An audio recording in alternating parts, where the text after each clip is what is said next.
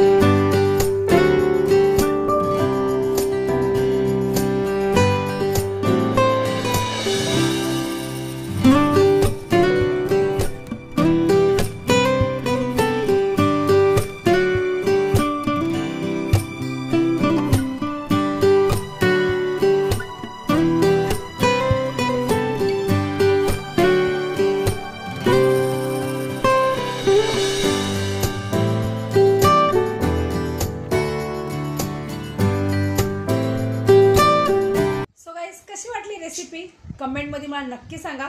कसं वाटलं ते. व्हिडिओ आवडल्यास लाईक नक्की करा.